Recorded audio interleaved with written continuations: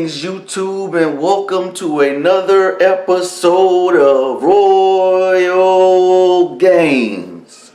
Hey, today's episode is going to be about the chess. Now, some of y'all, this is a follow-up video from what I put on Instagram. Some of this is just what some of y'all seeing strolling through YouTube, and some of this is just my subscribers getting my feed. So, like I said, I didn't want to really hit on things. When you start this YouTube stuff, you want to do stuff that's kind of different. So I didn't want to hit on some things that was already touched on YouTube. However, I have subscribers. I have people that want to hear from me. I have people that want my spin. They want my twist. They want my advice. So today's episode is going to be about the chest. Now, it's two parts of the body that I figure, make you the most biggest, make you appear the most biggest as forward, make you appear, the most cut, the most whatever, the most manly. And that's the chest and the guns, the arms. So I'm gonna emphasize on the chest right here, right now. So with the chest, you got your chest up here, which is your upper chest.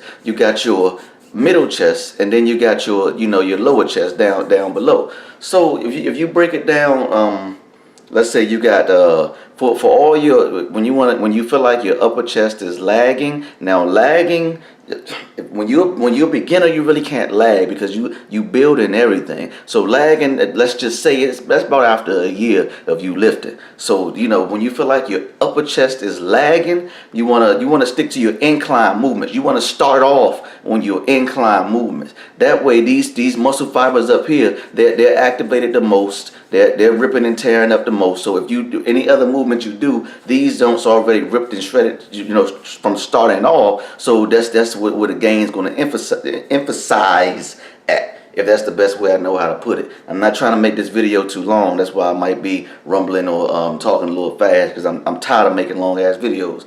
And then you got your middle chest, which you want to stick to, like your flat movement, like your flat bench, like your flat flies. That's going to be your middle chest. However, you really cannot focus on just your chest right here. The flat movements are going to actually bring out your overall chest. So, let's get back to it. If you are trying to hit your upper chest, so let's start off. Once you go to the gym and start off with an incline dumbbell press. That way you get them fibers all messed up. And then if you're a person that likes to flat bench, after you do four, I recommend 4 sets of the incline. Then you can go over onto the flat. Then when you get to the flat and start benching, since you started here, this is where your chest is going to emphasize at the most. Is right up the top. So that's when it comes to the upper chest. Now back to the middle chest part right here. You really this is going to bring out the overall. So let's say you started off on the incline, then let's say you moved on to flat. Now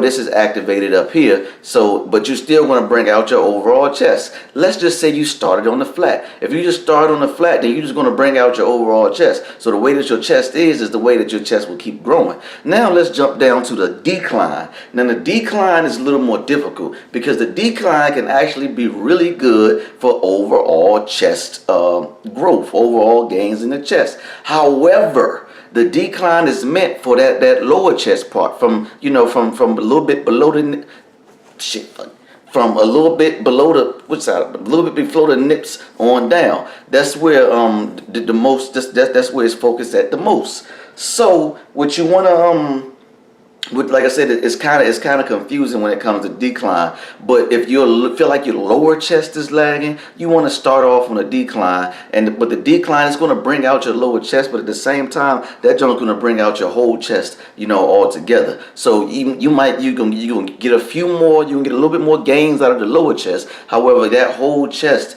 is going to grow. So let's do an example here. You want your lower chest, you feel like your lower chest is lagging, so you go get on that decline. You get on that decline, is hitting your lower chest. But I mean, you can do everything on a decline, but that decline bench press is what I'm talking about right here. The decline bench press is what I recommend. That's the safest thing for to do out there, and it's the easiest to explain for the purpose of this video. So that lower chest, then you move on to the flat.